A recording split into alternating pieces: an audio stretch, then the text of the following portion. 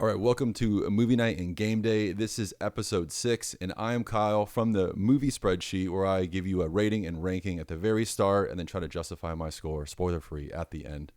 And I'm joined here with.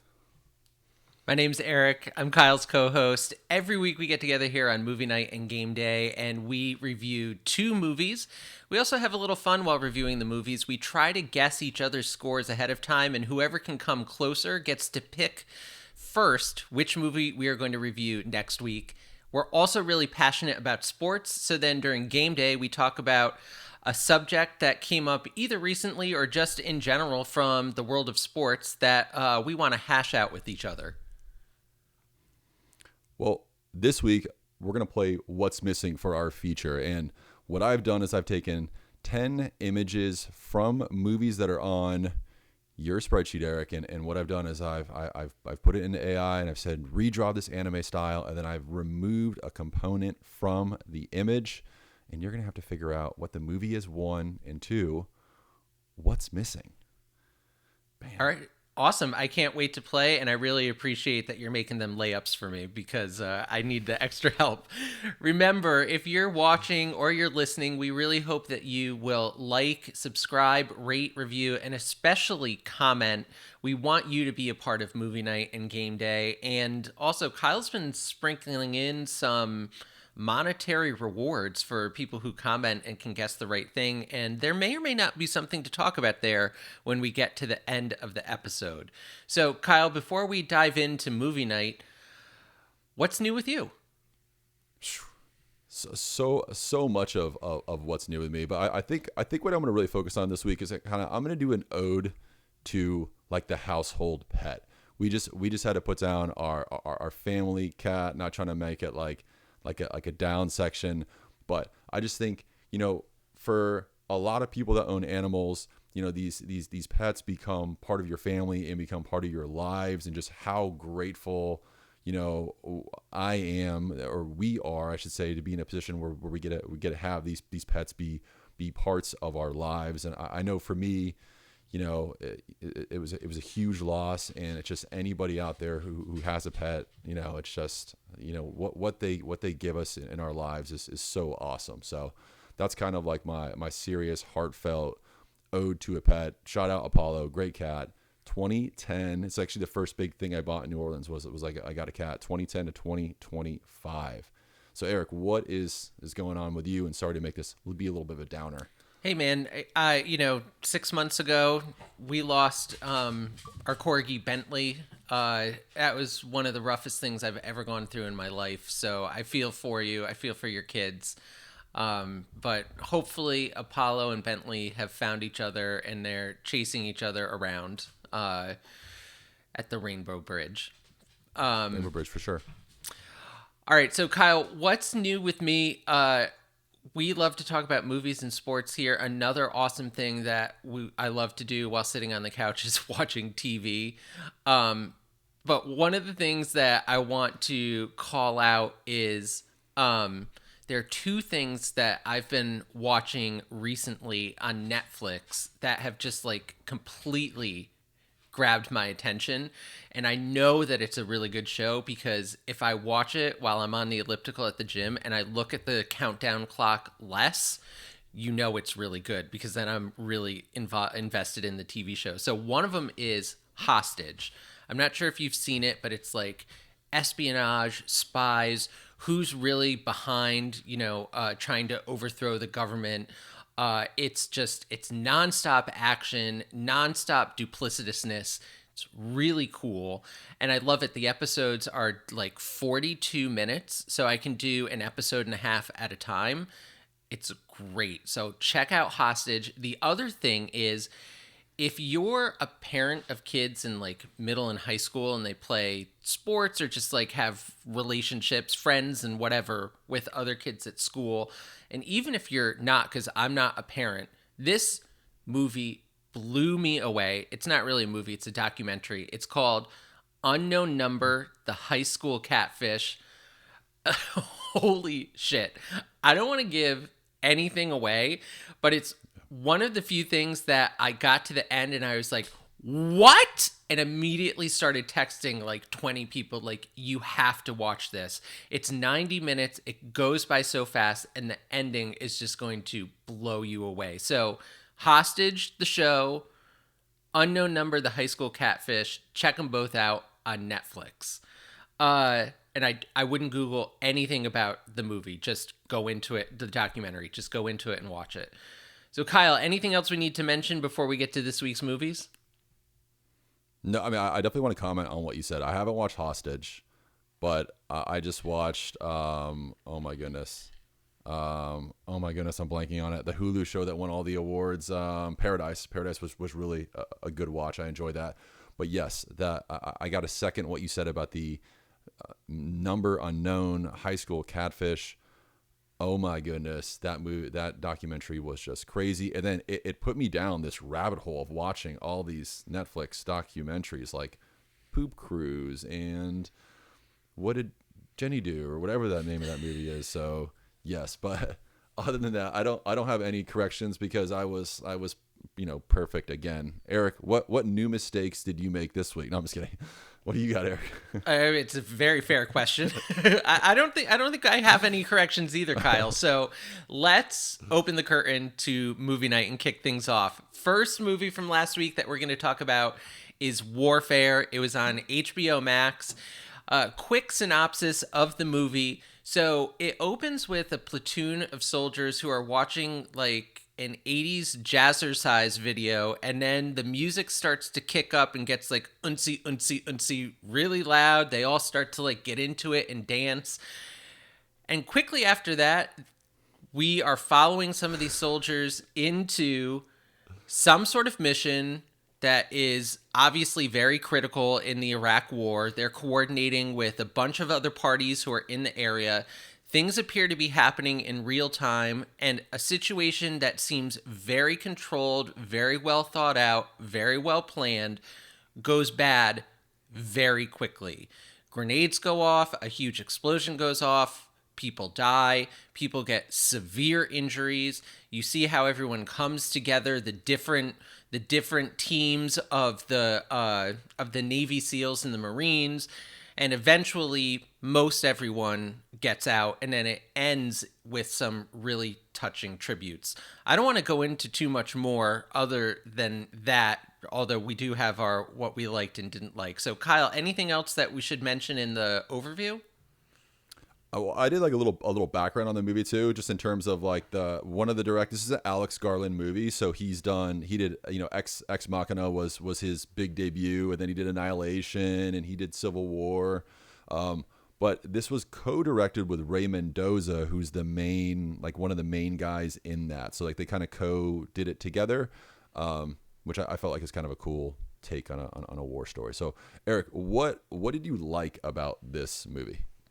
So what I really liked, and this is kind of like dark, but I hope it comes across in the right way. Okay. It was incredibly realistic.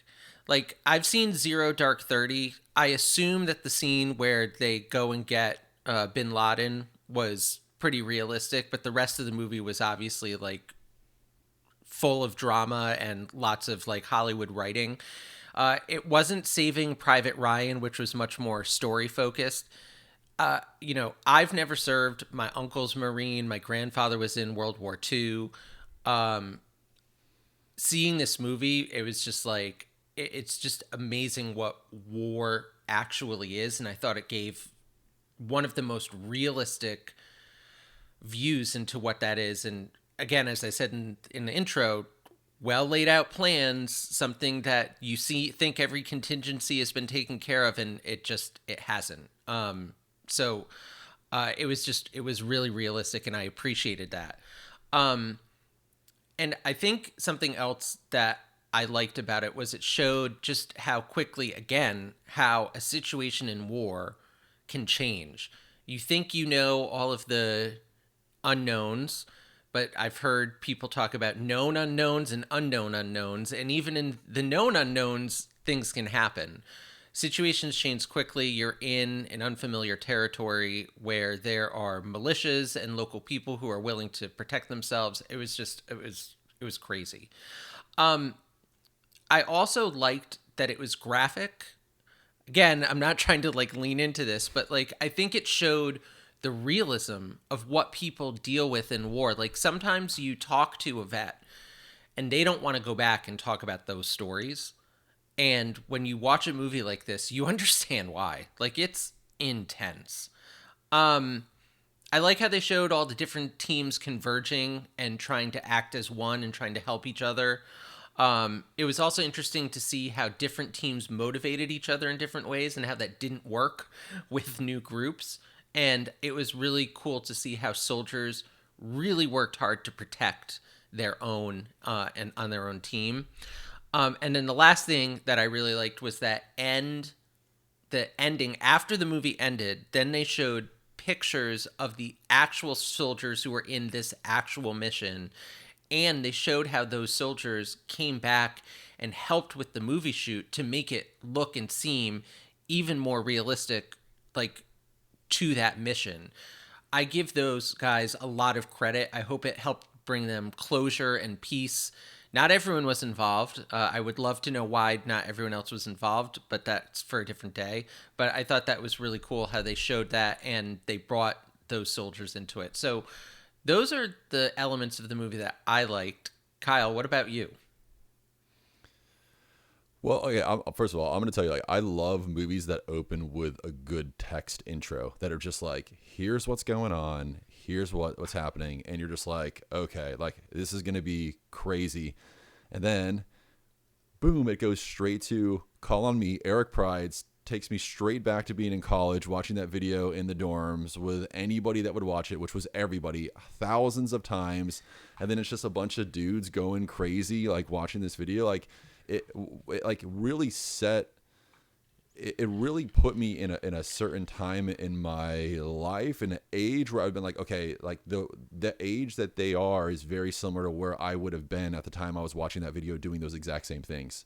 And the way that it made me feel at the start was the way that Generation Kill on HBO made me feel when I watched that. Like, okay, if Band of Brothers was my grandfather's generation, then Generation Kill would be my generation. It would be like what it would be like for us to go to war.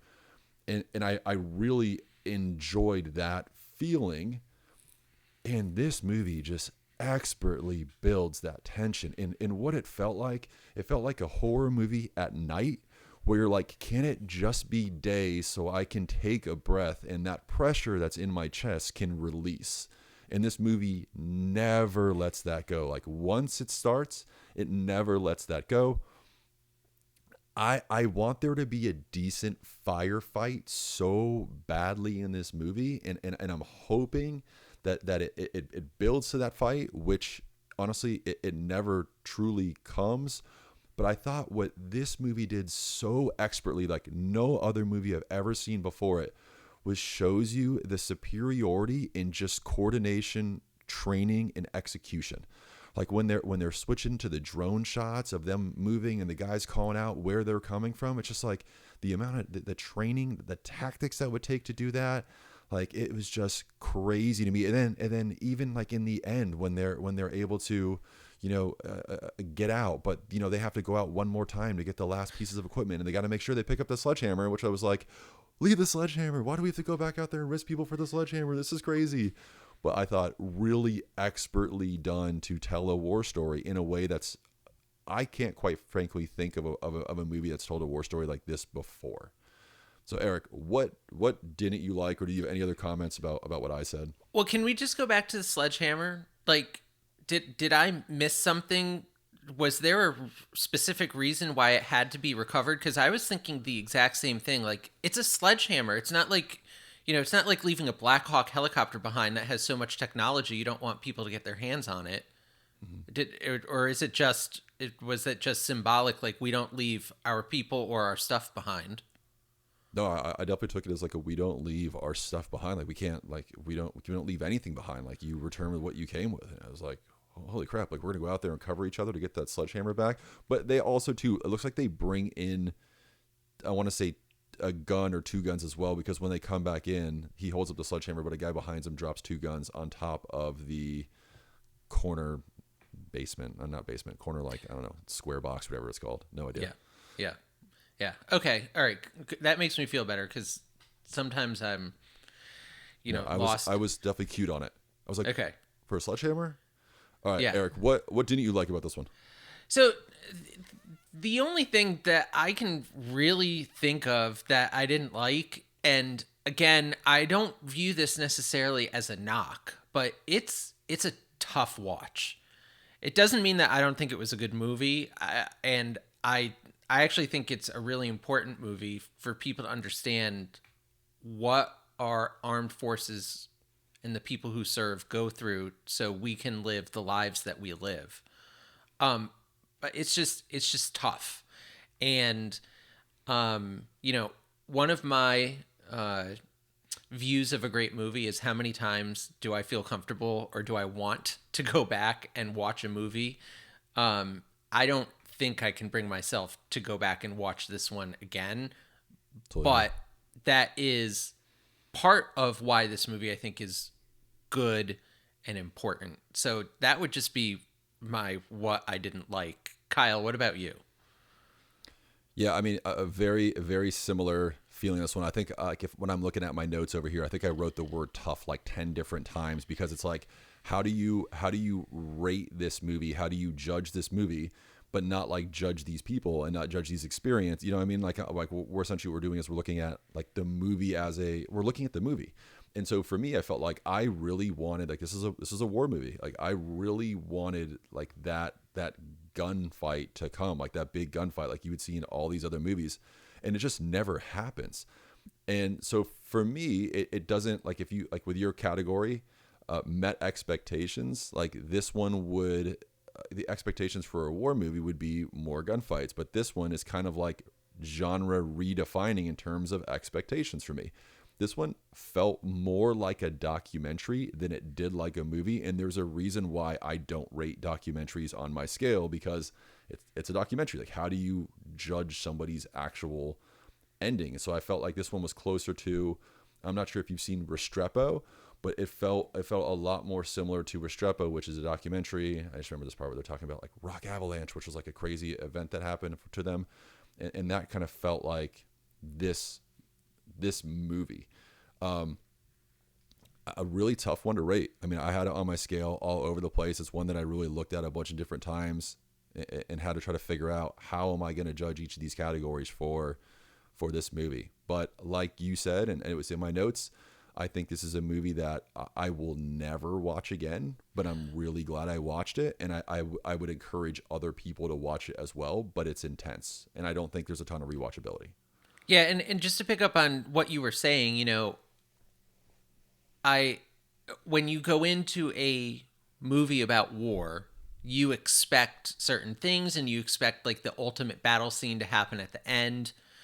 And the difference here is, as you said, it was almost like a documentary. It's not a documentary as in there was real footage except for the post-credit stuff. But it was definitely a remake that was you felt as though it was actual footage from that battle that took place. And yeah, I agree with you. Like, how do you rank it? And I had a really tough time with that, but I did come up with a number. So, unless you have anything else to add, are you ready for my score? Yeah, I had one more thing to add. I felt like you talked about in the last one, the cinematography for Locked being kind of difficult to see. I had a really hard time with the cinematography in this one, specifically for the point that they're spending all their time in this one house, and I truly don't have a good understanding of the layout of that house. And I would have liked the cinematography to be shot in a way, or that the scenes to be shot in a way in which I could have really had a better understanding of where each room was, simply because they spend I mean, it's essentially a bottle episode. The entire thing takes place in this house. I should be able to draw that house. So, Yeah. all right, Eric, what was your final score?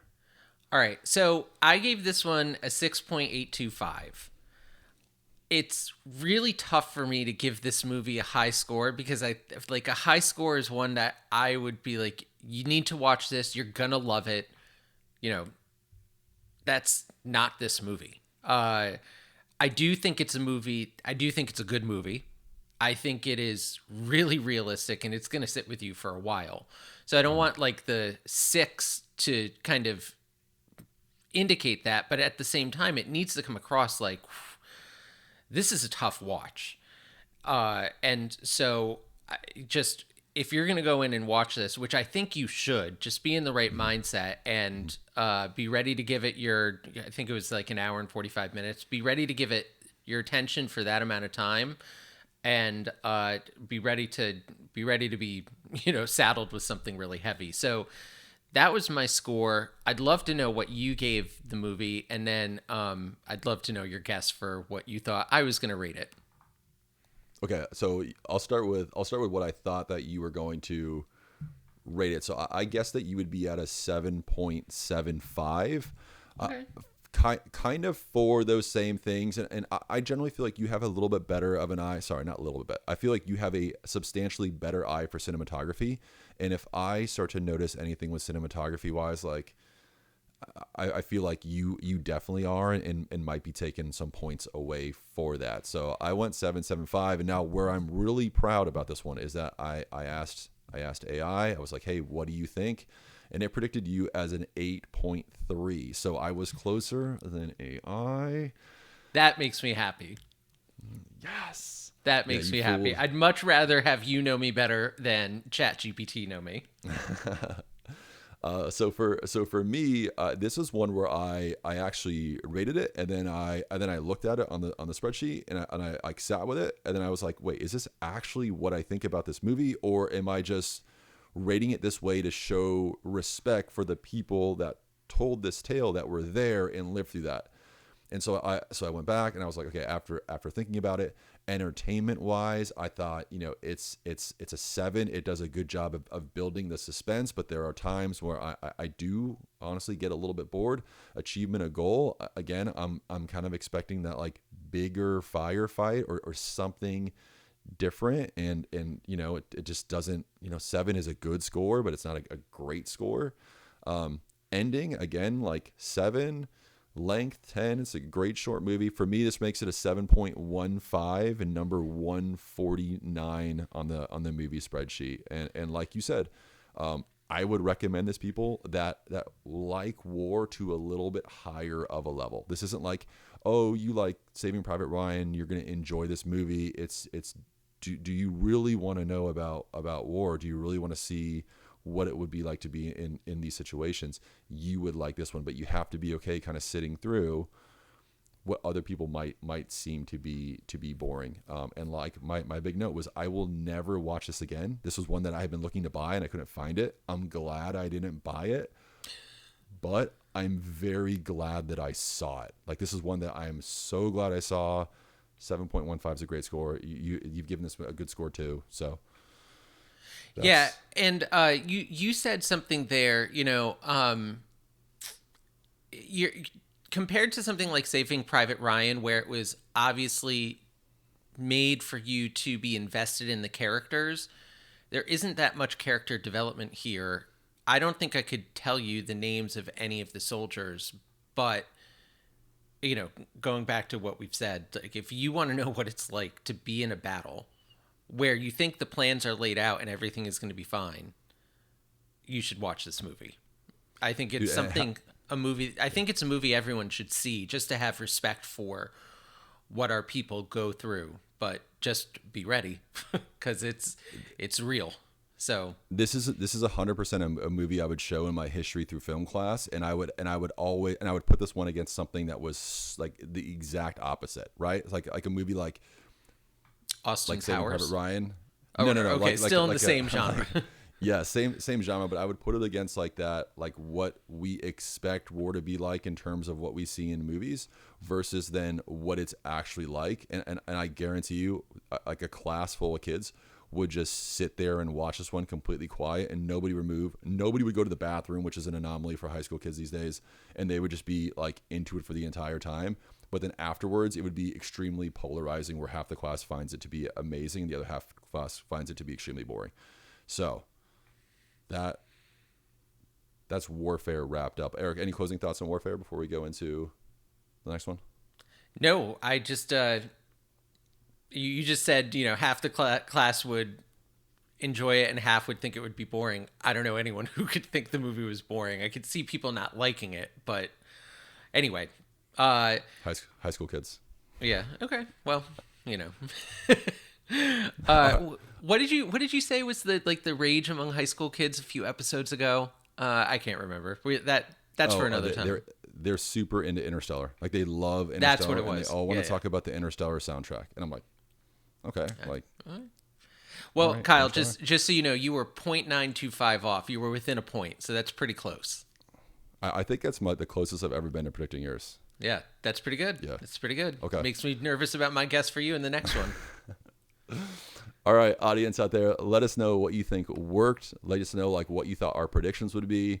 Let us know in those comments below, and let's talk about It's What's Inside. So I guess it's my turn to give you the synopsis about this movie. So a group of idiots are have a house for a pre-wedding get-together. They're going to play a mysterious guest shows up with a mysterious invention that allows them to essentially switch bodies. They're going to play some form of social deduction game in which they try to figure out who's in each other's body. And then, some bad things start to happen. People start to die, and we've got to figure out who's doing all of this. Eric, what did I miss? I don't think you missed anything. I think we're gonna dig a little bit more into, the what we liked and didn't like coming up. So, Kyle, what did you like about the movie? All right, so one, I love that it's on Netflix, right? Okay. I also love it when it's like a different, like I love when directors take chances and people make different types of movies that we really haven't seen before, and so I'm always for those efforts. I just love that in anything that's happening creative wise, to be honest. Like I love it when people do that in video games and tell stories that have never been told, and I love it when people do that in movies. They don't just make some sequel and they do something different. So I applaud the fact that it is something new. I also like the fact that it's sub an hour in 45 minutes. Other than that, there's no good burrito to talk about from Locked. It's just not a movie that has a lot of positive talking points for me. So Eric, what did you like about this movie? Give me something you liked about this movie. Well, based on what you just said, I way overshot your score, so you're gonna win again. So when I first saw the trailer or the preview pop up on Netflix, I thought there was going to be something supernatural about the box. And I actually thought the concept of we're actually going to trade bodies, I was like, oh, that's all what it was. So I was kind of let down.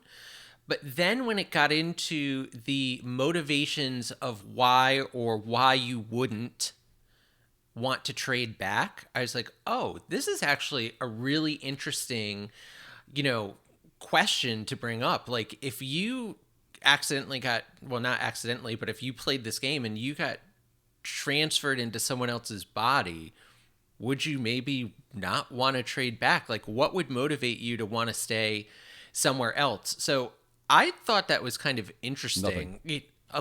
Nothing? No, I'd say no matter what. Interesting. There are definitely people that I would switch with, but anyway, again, as you mentioned, the length, it was totally ideal, and there were a lot of twists that happened in the movie that I did not see coming. So I thought that was really cool. What you said, when movie companies try something new that hasn't been done before, I really appreciate it. So those were some of the things that I liked. Kyle, let's get to your long list. What didn't you like about the movie?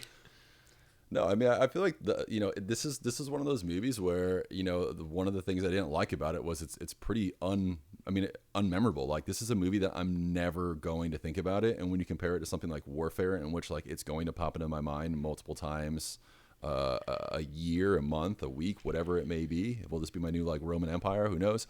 But like you don't. This one is never going to come up again. I found it to be ridiculously boring with almost no entertainment value whatsoever. And I really struggle with movies that I can't figure out what the tone is. Like, what are you going for? This movie to me kind of felt like when schools send home like a report about your kid, and it's in this AI generated tone that bounces all over the place. Where you're like, what is going?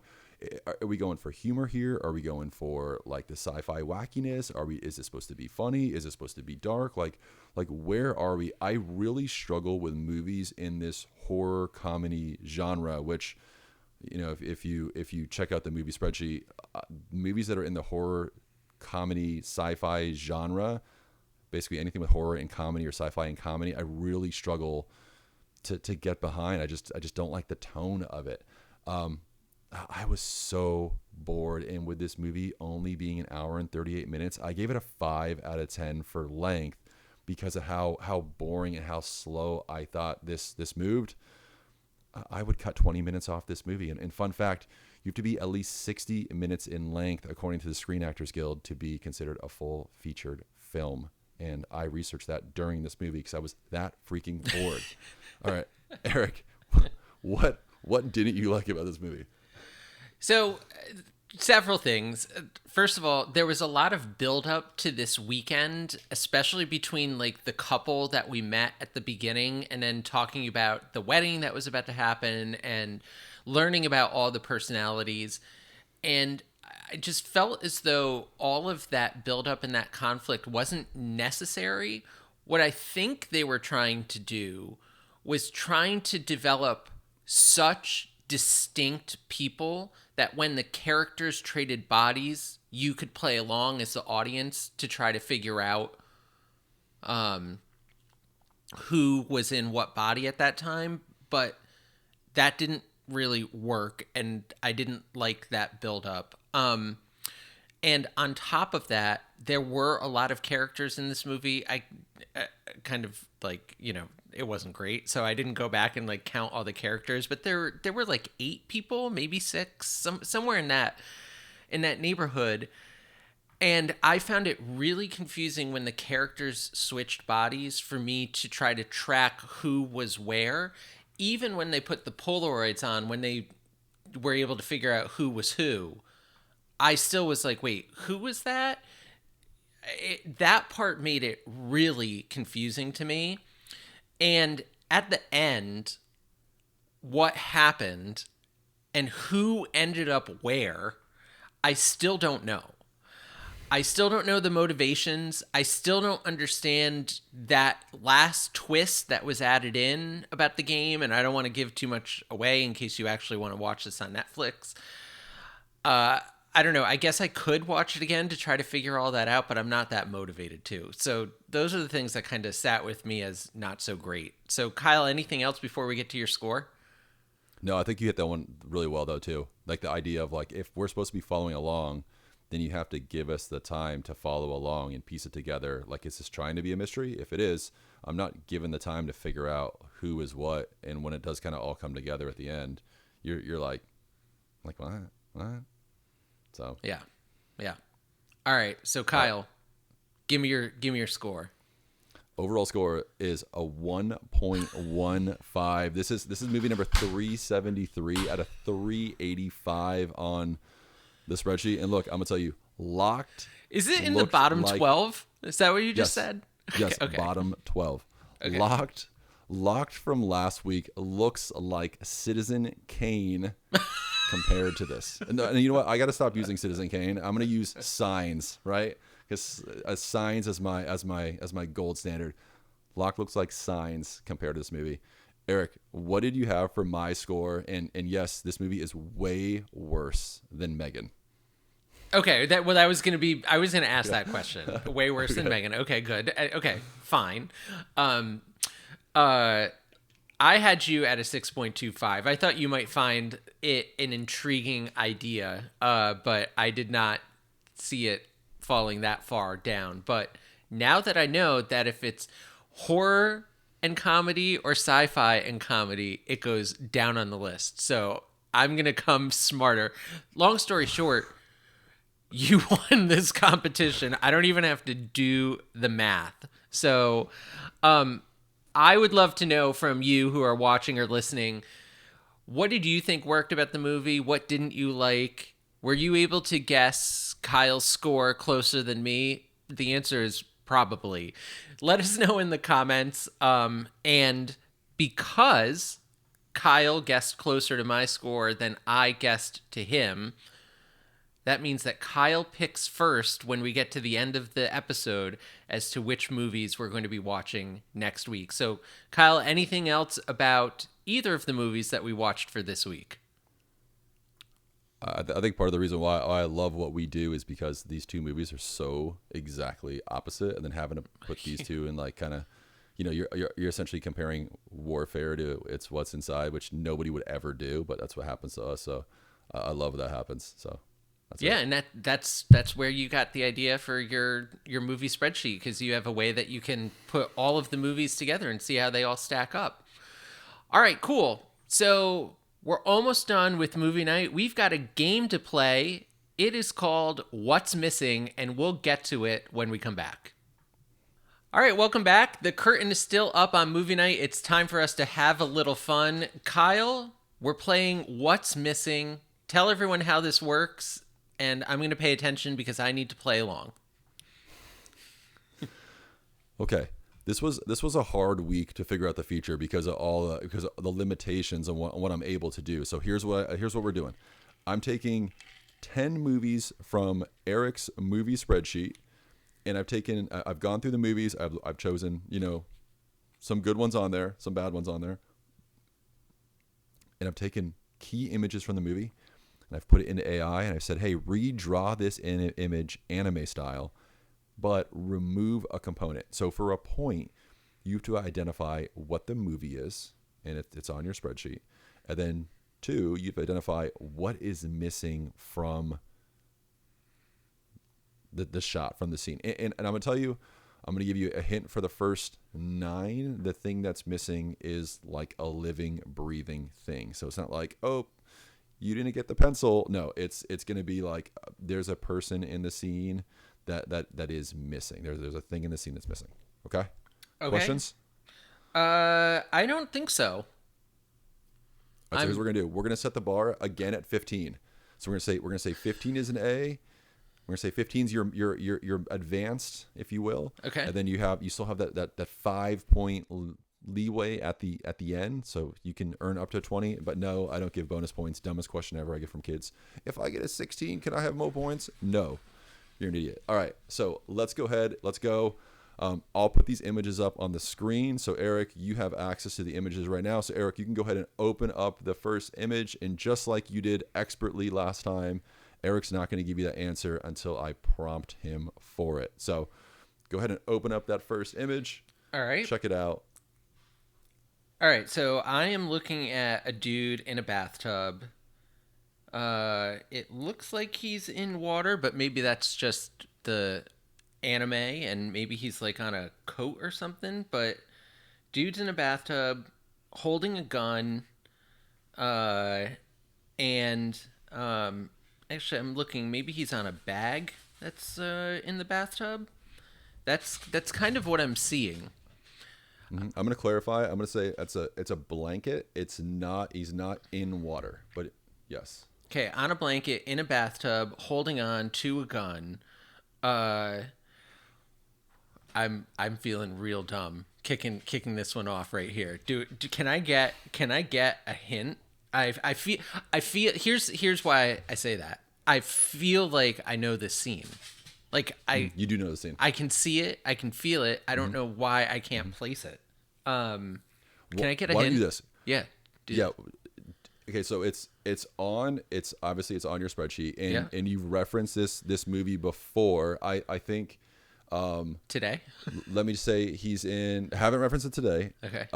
Is obviously this is a guy, and this movie is shot and kind of famously takes place in New York City. That's like a minor hint. Okay, thank you. Yep. Okay. Okay, So I'm gonna get 2 points unless you deduct half a point for the clue. Okay. So this is all right. Will Smith in I Am Legend, and Point. it's the golden retriever that's missing. Sam or Sammy, I think, is the dog. Nice work, dude. So it's crazy. You got the name, but you didn't get the breed. So it's a Yellow German lab. Shepherd. It's a German Shepherd. It's a Okay. German Shepherd, but it is named Sam. Nice job. You know what you did there?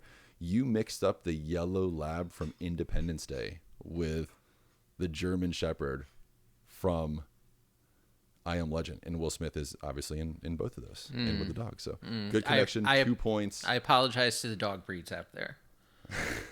Look, I was a little bit nervous on that one because I was like, if we don't get I Am Legend and the dog right away, but you get the dog name, that was incredible. So nice work. Yeah.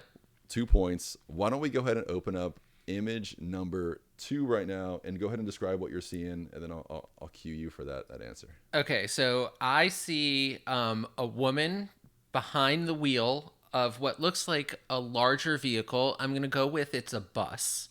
And she looks very concerned driving it. Maybe she's focusing on the speedometer is my guess. So that's kind of what I'm seeing right here. Okay. Are you ready for your guess and what's missing?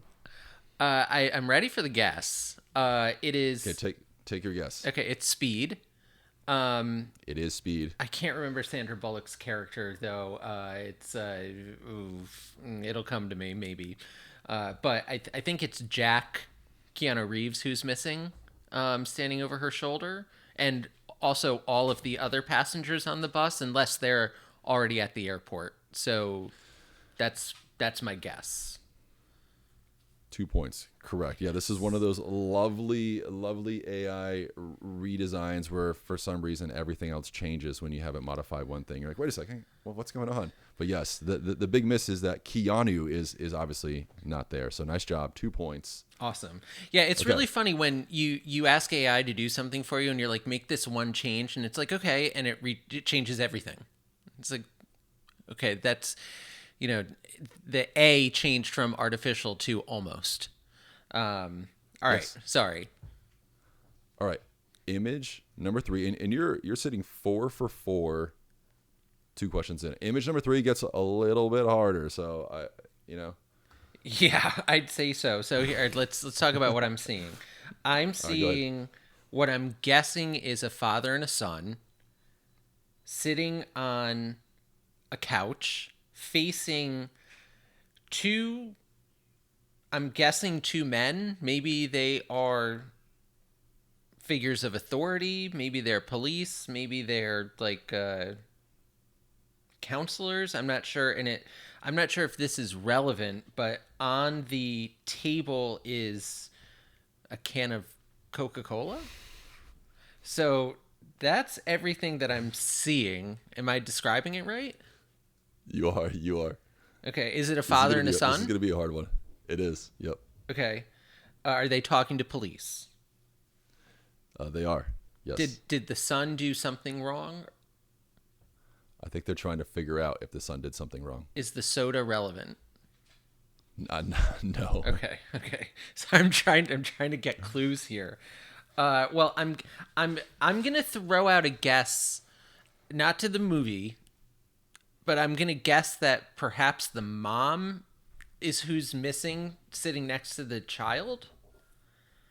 Let me give you. Okay, so this is one of those. I'll take a hint. This is one of those. This is one of those AI interprets where it doesn't interpret it correctly.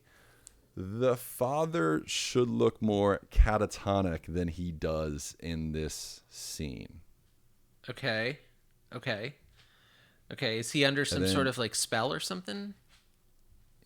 He very well might be. Okay. What movies have children where the parents are under a spell that would be on my movie spreadsheet? I do not have my spreadsheet open. It's open actually behind me, but it's not open in front of me. I need another hint. Let me give you another hint. Yeah. I think you saw this one in the theater pretty recently, and I would say the boy is really your big guess because he's the only boy that nothing bad happened to. in his class. Is this okay. I'm gonna throw out a guess for the movie. Okay, go ahead. Go ahead. Is it weapons? It is weapons. Okay. So who is missing? Is it the teacher? It's not the teacher. Is it Crazy Aunt Gladys? It's Crazy Aunt Gladys. Hey. Nice work. I needed some hints there, but I'll take it. I'll take it. All right. Nice work. Thanks. Okay, we're gonna call that 1.5. That's fair. Totally fair. Okay. Yep. Okay, ready for the next one? I'm ready. Are you next one's my keeping favorite. track of the scores, by the way? That's what I'm doing. Like right here, like I'm like when people are like, "Wow, what an amazing setup he's got." I'm typing out the points so I know. Right now you got 5.5 points. We should through 3. We should mention as a shout out, Kyle has moved his recording location and he's really proud of it, and I'm really excited because we get like this better interaction. So this is great. A little background. All right, my next one's my favorite. This is my favorite one for sure. Okay. I believe I see a woman. Is the patch that is on her arm relevant at all? It's accurate. Okay. It's accurate. Like so, like what I copied in is exactly what it did. Yeah. Okay. She seems to be standing in front of some sort of I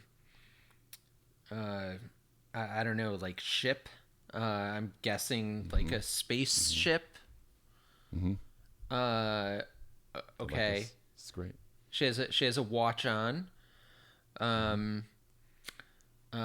She looks like she's ready to kick some ass. Oh, she is. She is. Okay. So spaceship with a strong woman. She's pretty awesome. Okay.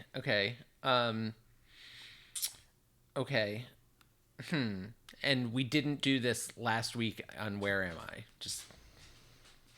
We did not do this last week on Where Am I? Okay. So we're not talking Interstellar. We're not talking The Martian. Okay. All right. Is this a space franchise? Yes. Okay. Does maybe this come from a movie that is really low on my spreadsheet? I don't believe so. Okay, so it's not Independence Day Resurgence. No, I wouldn't do this. No, Okay. You need to think Independence Day Resurgence. If we're talking about like classic, this is the exact opposite direction of Independence Day Resurgence. Being a classic versus a non-classic. Okay. I might have to burn another half point. I need a little more help. All right, so this is a woman. She is on a ship. The question is, what else is on that ship that she might be concerned about? Okay. I'm gonna go with. Are we looking at Sigourney Weaver? We are looking at Sigourney Weaver. Okay, so this is Alien. This is Alien. Are you kind of pulling in a technicality as to Living, who is with her? It's what do you mean by technicality as opposed like who's no, it's not like something's growing inside of her. No. Like it's not like the half android who like bleeds the white blood. No. This is a critical component to. Is the alien missing? No, it's not the alien. Because she's holding this thing. This is a critical component to the movie.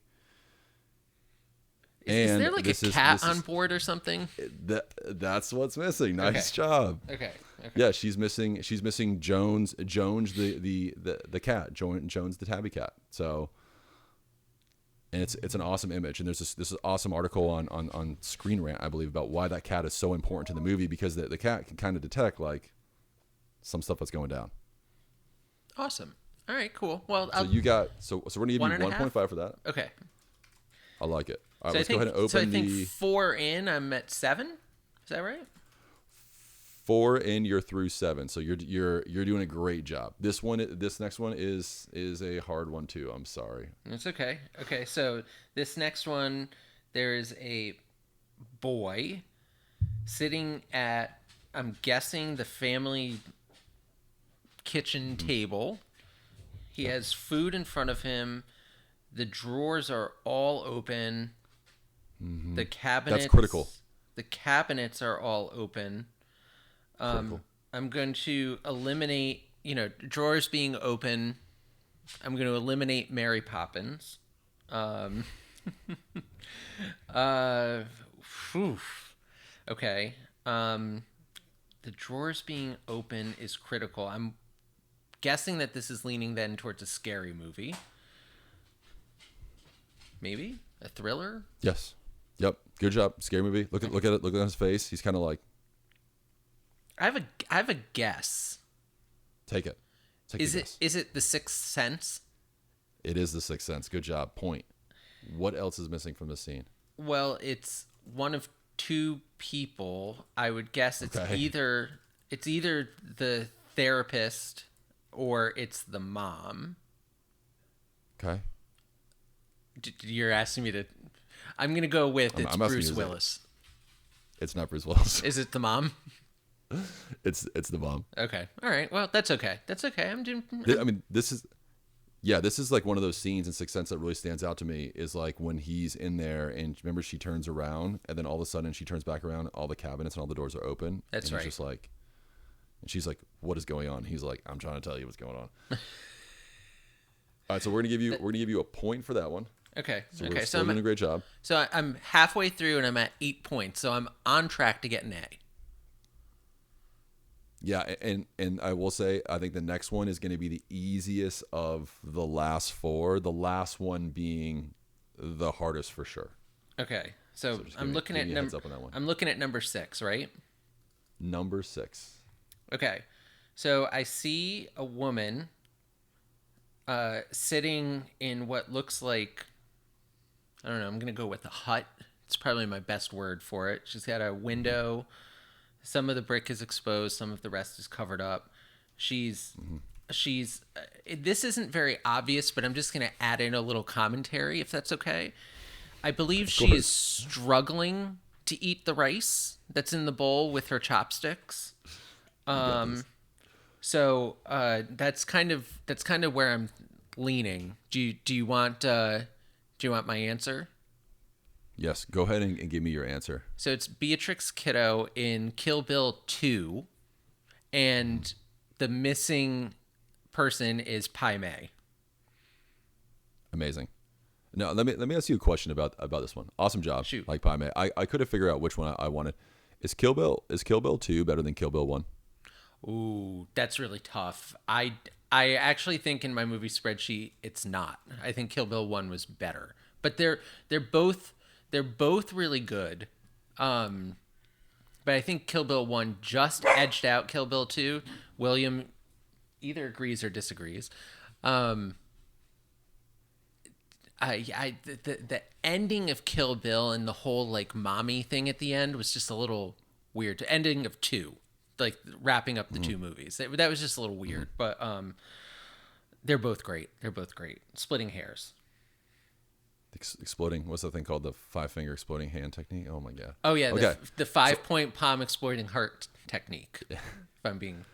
Okay, so let me get into where we stand right now for you. You have 4 questions to go. You have 10 total points, and this is setting up absolutely perfectly to trying to get that 15. Because now if you pick up 1 for each of them, you're close. The next one is gettable. The next one you can pick up 2 points from it. So let's go ahead and open up number 7, the most gettable one of all of them. Okay, I so think it'll come pretty quickly to you. So I see 2 children crawling on the ground. The boy looks especially scared. They're crawling around a kitchen, and there are it must be like an industrial kitchen because there's a ton of crap everywhere. Ton of bowls, mixing stuff. A little commentary. No, I mean you're crushing it. That's perfectly. It's brother and sister. Um, and if you notice, just behind the sister to her right, there's like a little opening in the shelves. So if you were on the other side of the shelves, you might be able to stick your long neck through and see what's going on. So let me know if you're ready. I'm ready. I already penciled in your points. I know it's coming. Go ahead. Okay, so it's Jurassic Park, the first, the original. It is oh geez, I know it's Timmy and ooh, I can't remember her name, but it's the two kids from Jurassic Park. Hmm. And what's missing is the Velociraptor. That is correct. 2 points. Nice work. This is high in your spreadsheet too. This is a top 5 movie, I believe. Oh yeah, I love it. It's a great movie. Scared the ever living shit out of me when I was a kid. I had to walk out and watch it, go back another time to give it a second go, but it was great. I've actually got a really funny story about seeing this movie for the first time. We had a friend on our baseball team who had an older sister that we were all absolutely in love with. We thought she was like the hottest person to ever walk the face of the earth. And her, we were like, young, and she never talked to us. And she was like, 18, 19, 20, however old she was. And before we went to see this movie in downtown Seattle, her parents stopped at a Hooters, and she worked at the Hooters. And we were all just like, this is the greatest day ever. Here she is, a girl of our dreams, and then we're gonna go see Jurassic Park. So amazing. I heard they have good burgers at Hooters. Yeah, right. Burger. The wings aren't so good. Not Okay. a big fan of the wings there. All right, let's Good to go know. to number 8. Okay, number. it's Can you been remind me of the years. score, please? Score is Yeah, we're sitting at 12 total points. 12 with 3 to go. Okay, okay. Yep. What were you gonna say? You were about to say something. It's been years or something. It's been years since I've been to a Hooters because I care about like digestive health. So Okay. all right, what are you seeing for 8? Okay. So I see what looks like two older gentlemen walking down a path with a building behind them, and then in front of them there's some flowers and a walking path. They each have something in their hand. I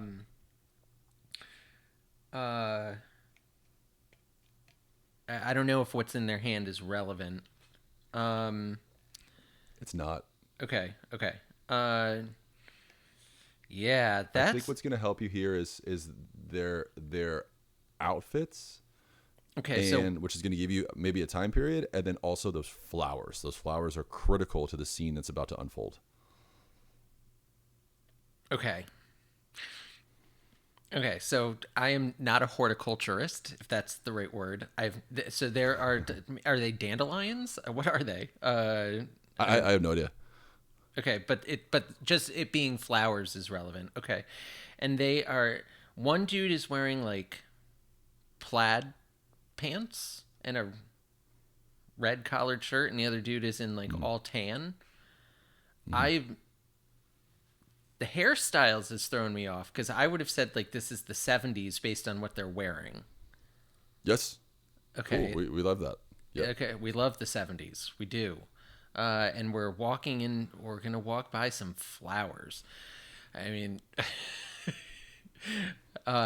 whenever I think of walking by flowers and there being like an impact on the movie, I think of The Wizard of Oz, but this is obviously not The Wizard of Oz. No. William is telling me it's so obvious, and I don't know how I'm missing it. I need another hint, or I might have to give up on this one. So those flowers are not going to be there for long. Okay, are they going to recede into the ground, or are they going to spontaneously combust? No. They're gonna be smashed. They're going to be smashed. They're gonna be hit. Okay. Not helping. Okay. What if I told you that in their hand, it's something that you would use to track your performance in a sporting event? Oh, That you might wear goofy. is there a groundhog missing? It's not a groundhog. It's not a groundhog. It's a Okay, well, is it Rodney Dangerfield and whoever the other guy is? Is this Caddyshack? Okay, I'm gonna give you a point. I'm gonna give you the point for Caddyshack. Okay, It, it's it a gopher. It's a this is- gopher. This is my favorite scene in the movie. It's when. So You want to it's take one more guess at it? Or I'm gonna tell you. so it's not the gopher that's missing. No, it's not the gopher. Is it the caddy? It's not the caddy. Uh, yeah. Then I give up. I'll take the point. This is the one where Bill Murray is pretending that he's playing in like the U.S. Open, and he's like, I got 125 yards, and he's smashing these flowers. That's right. That's right. Yeah. Mhm. Just the greatest. It might be the greatest golf scene in any golf movie ever. Is Bill Murray smashing the flowers in Caddyshack? Yeah. So the movie, I'm sorry, the anime was making me think we weren't in the U.S. And I think that might have been throwing me off, but that's okay. I'll take the loss, and Okay. the fact you gave me a point is very generous, so I'm all about that. Okay, so we're on. So you're at 13 points, and we have 2 to go, Yep. and they're both hard. So here we go. Let's open up let's open up number 9. Yep. Okay. Describe what you see. All right. So I see what looks like a dude who's sitting on a couch. It looks like he is at a police station, maybe waiting to check in. Maybe he's been arrested. Maybe he has some evidence to give. Let's see. Okay, there we go. Now you're back. It looks like he's looking over to his right, maybe talking to someone. Maybe he's interested in the chick who's sitting next to him. I feel pretty confident about this one. Oh, I'm excited. Okay, you want it? Yeah. You ready? Go ahead. Yep. Okay, it's Ferris Bueller's Day Off, and he's sitting next to. I think in this scene she says, "My name's Shauna." It's Ferris's sister. Correct. Something loud just crashed downstairs. So, is everything okay? Oh, Hope so. this is where this is where we'd have an ad for like ADT or home protection services. So YouTube, do your thing. He might have just moved some dishes around or something. I think everything's okay. All right, cool. So what's the score? You've hit 15. You're at Yes. 15 with the bonus one at the end, which is exactly how we'd want to set this up. So last one, the most difficult one, and what's missing is not alive. Okay. So there's a dude. He's sitting on a couch. He is it's zoomed in right on him. He is holding a gun. He's kind of looking down. There's a tree or like an indoor plant right next to him. That's it looks like he's sitting in a house. And yeah, that's about what I got for this one. Ooh, This is hard. this one's tough. This one's Yeah. tough. Yep. Help me out. Yeah, I'm gonna need a hint. Something he's holding something that is missing, and it is not alive. This is in his very left hand? similar. In his left hand, this is very similar to the image that I gave it. So I know sometimes AI is like, okay, here you go. Like this is a really good rendering of it. if you could just see who that person was, you would know immediately what the movie was, and you would know immediately what was in his hand. I'm not sure if this helps you, or I can give you another hint. Well, I mean, I don't think it's right, but I'm leaning towards it's like Leonardo DiCaprio, and I'm almost thinking it's like Inception, but I can't place the scene. That is correct. It is Leonardo DiCaprio. It is Inception. What is in his hand? I'm trying to think where he was sitting, where he was holding a gun, because I don't remember that. But is it the totem that's in his hand? Explain totem. It was the thing that each person who went into the dream, they had their own thing that only they knew what was supposed to happen, so that way you could prove whether or not you were in real life or in a dream. So for Leo's character, he spun a top, and That's it. Boom. there we go. 2 points. So that takes your total to 17 points. All right, I'm excited. That was an absolutely huge week. And in all honesty, there's no way I thought that you were going to outperform your performance last week from the actual scenes in the movies. But who knows, Eric? It just seems like AI recreated images in anime style of scenes from movies off your spreadsheet. Like, this is it. This is your niche. I loved it. This was a fun game. So, I'm really excited. I've got a game planned for you next week, and where there'll be 2 points for each, and we'll set the bar at 15. I think this'll be good. This will be good. All right, Kyle. Nice work. Thanks. So we've now reached the point in the episode where we're going to close the curtain on movie night. We are going to go find our seats, head into game day.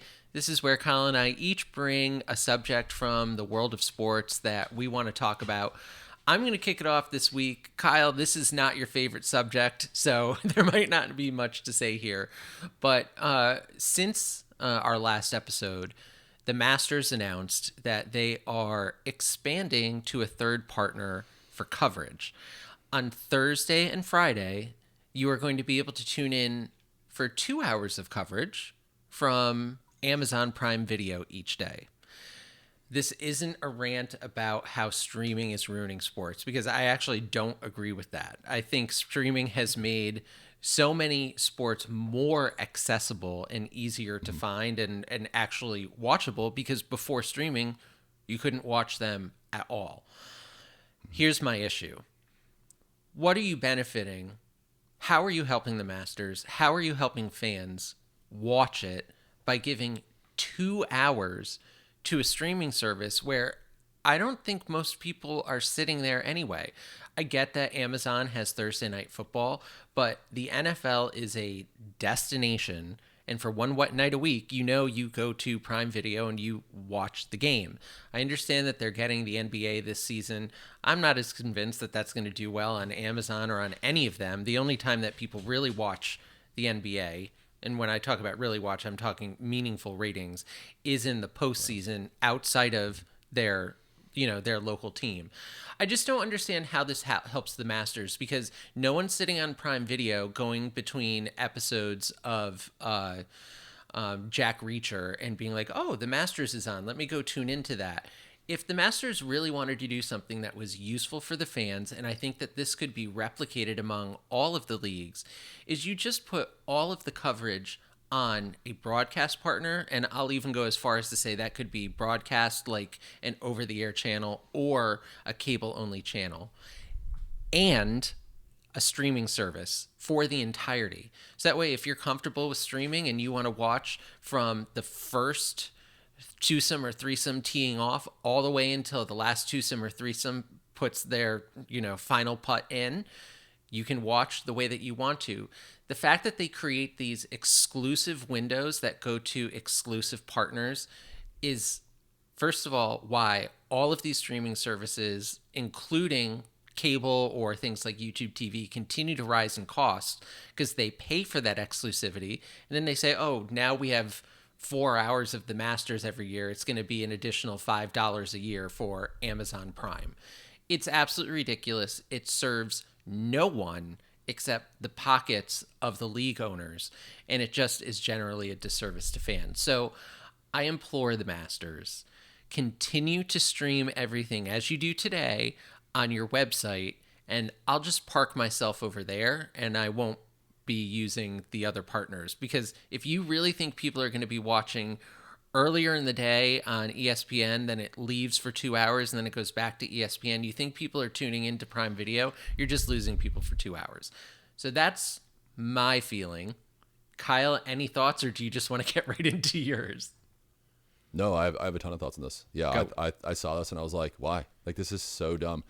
I watch a lot of golf. I play a lot of golf. 2 hours makes no sense. 2 hours is like being like, all right, we're going to cover a quarter of a football game every Sunday morning. Right. We're going to cover, check this out. Here's my analogy. We're going to cover the London game first quarter on this, like, what? Why? It doesn't make any sense at all. If we're gonna do exclusive time, okay, maybe they do the first group, and you're gonna follow the first full group for 4 hours or 4.5 hours, whatever that first round takes.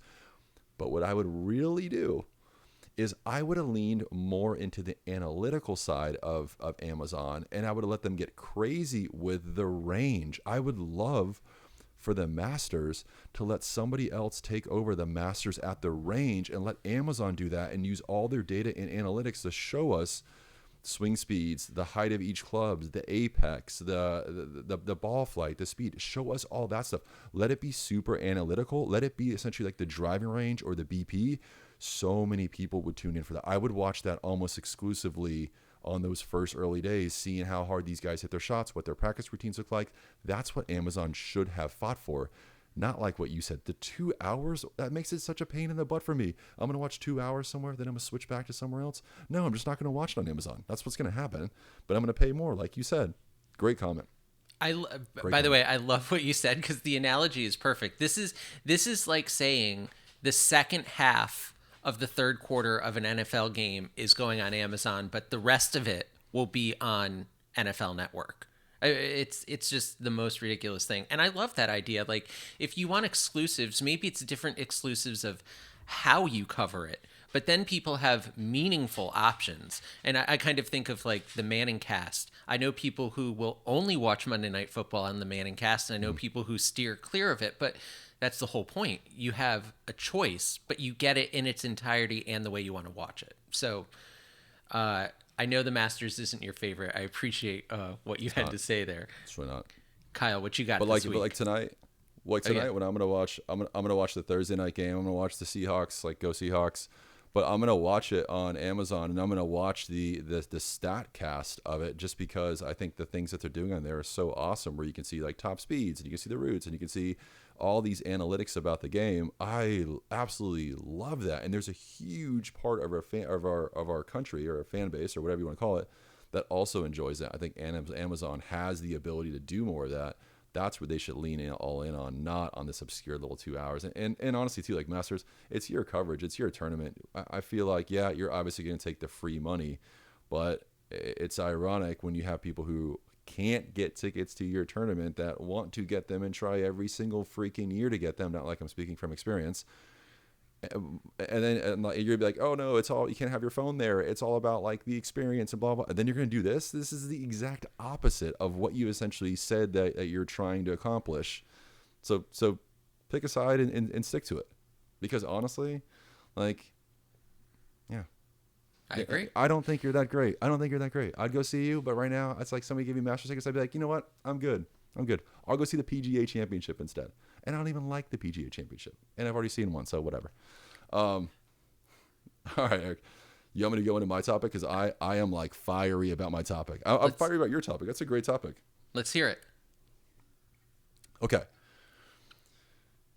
We have every year we have the Ballon d'Or, which is given to the best soccer player in the world. There's one given to the best female soccer player in the world. There's given one to the best male soccer player in the world, and there's like all these other awards. But what I want to talk about is the big one, the Ballon d'Or, and this is like the world's MVP of any single sport. So if we're talking about like football, we talk about like the significance of the NFL MVP is a drop in the bucket compared to the significance of the Ballon d'Or. It is so difficult to win. And there have been some of the greatest players of all time, like Pele, like Diego Maradona, who never won the award, because of restrictions on the award at the time. But like, this is a huge award and immensely difficult to win. I should also say that this is an award that has been like widely given to European players, even after some of those like confines of like South American players or non-European players being eligible to get this award have started to be able to get it. This year, this award was given to Dembele at a PSG, and look, this is an absolute joke. Dembele plays in a weak league. He plays in what's dubbed as the Farmers League, because PSG spends so much money to have the best team over all these other tiny little teams. This would be like the equivalent of the New Orleans Saints, like Alvin Kamara winning the MVP over, because based off the stats that he gets playing against high school teams, or like junior colleges. This is crazy. This award should have gone to Mo Salah. This should have gone to the Egyptian king himself. We need an African player represented again. We don't have one since George Weah in the 90s when they removed this embargo on other players to win this one. Mo Salah should have won it. He had a more impressive year. He's playing in the hardest league in the world, and he doesn't win it because what? He gets knocked out of the Champions League against PSG. This one blows me away. It infuriates me. Eric, what are your thoughts on the Ballon d'Or? What are your thoughts on giving MVPs in team sports? What is the big criteria you look for? Talk to me. So first, I'm going to say that I find it really difficult to compare like today's winner to someone like Pele, especially because, as you mentioned, and I did some research about this, the way that the votes are counted or who is included in the voting has changed multiple times over the years. So today's award is not the same as, I think it was pre-2015 and maybe even pre-2005. And I liken that to how people talk about, like, is LeBron better or is Jordan better?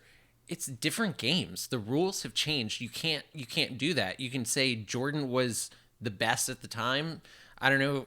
I don't subscribe to the LeBron train, but like saying that he's the best of the 2010s, I can see that. But trying to compare them, it's different times, it's different comparisons. So I understand the outrage there, but it's tough when you move the goalposts, no pun intended, along the way. I also find it really frustrating to pick, or just in general, I find it really frustrating that you single out a most valuable player in a team sport. It usually goes to someone on a successful team. So if they're on a successful team, are they successful because of that one person or because they're actually operating well within a team unit? And I find it just ridiculous that you're asking a bunch of people who are fans of the game, and that's what journalists are. Journalists are fans of the game. They just happen to get paid for their opinion. And by the way, Kyle and I would love to get paid for our opinion. So YouTube, come on, let's get that monetization going. Fact. We want 1 million subscribers, so please subscribe. No, it's hard for me to put any stock into any of these awards. Like, it's great that you win an MVP, and I'm going to say that it's totally legitimate that you won, because based on the rules and what goes into it, you did. But it's also just kind of BS. You're on a team. And granted, you might have great stats on a team. You might have the best stats compared to other people, but you're also surrounded by really good other athletes who are executing extremely well. Like, oftentimes you will see the MVP surrounded by other people who had, their best season ever, or in years, or just one of their, top 5 seasons in terms of stats ever. So it's just kind of BS to me. And I don't want to take away from anyone that's winning, but at the same time, like, how can you put in a lot of stock If you are surrounded by, let's just take a soccer player. If you're surrounded by 10 people who had the worst their worst stat year ever, and you had your best and you won your league or whatever, then I can say like, oh, it's clear this person was the most valuable player. But it's just so weird. It's so weird to me that you would single out one individual person in a team sport. So that's really what I have to say. I'm not as, you know, amped up about this as you are, but I totally understand it. And this is one of the things about subjective awards. You're always going to get people who are frustrated at the outcome because there's no real guiding principle as to how someone should be evaluated here. Um, I will say these awards, I think, are generally created by the press, not by the leagues. And that's good for the press because it gets the award out there and gets everyone talking about it with real emotions and real feelings. So those are kind of my comments there. I'm not sure if it's exactly where you were hoping I would go, but that's what I think. I just find it difficult when we talk about like an MVP, and I like the individual awards. I like when they're like, hey, look, we should tip the cap to the person who had the best season. And what's difficult for me is that I think legitimately, if I asked 20 people who watch soccer at like a high level, like watch Champions League, watch like club, like Premier League or La Liga or whatever, I think there would be very few people of that 20 that would say that Dembele was the best player of 2020 of the 2024-2025 season.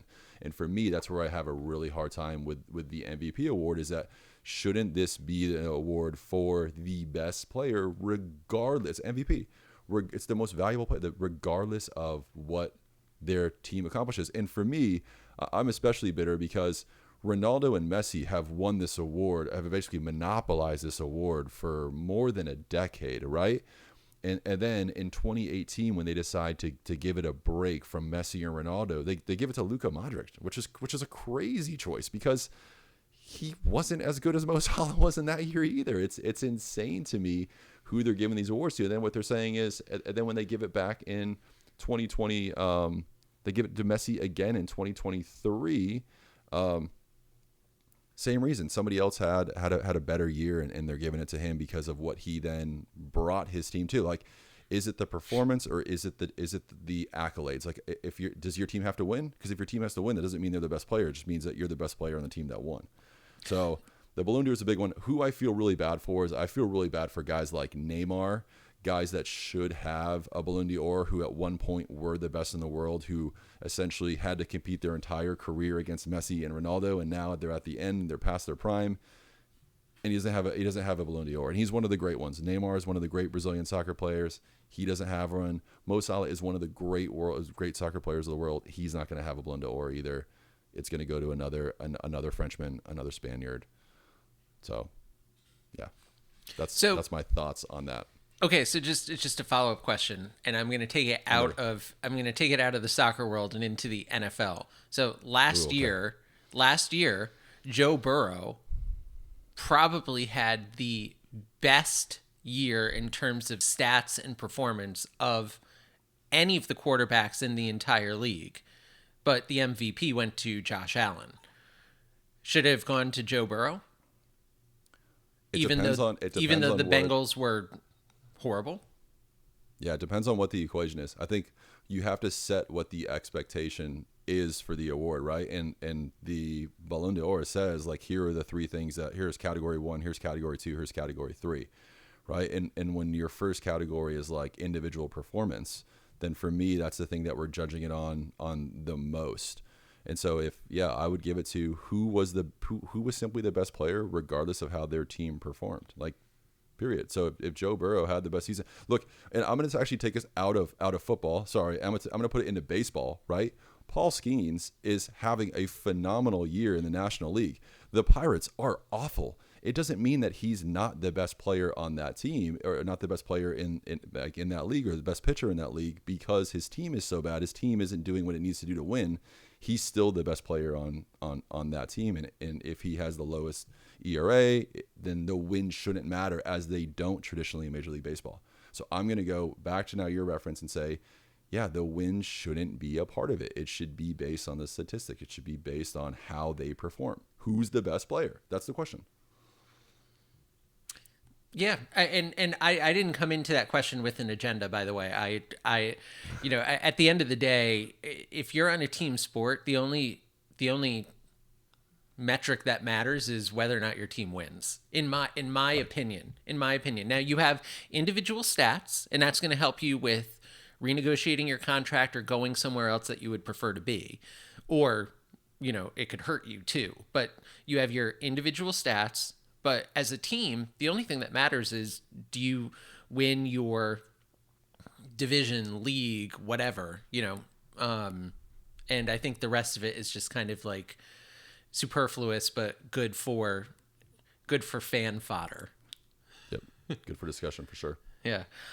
All right, Kyle, I think we had some good topics there. So that I'm going to say game over. Time for us to leave the stadium. We will come back next week for more game day.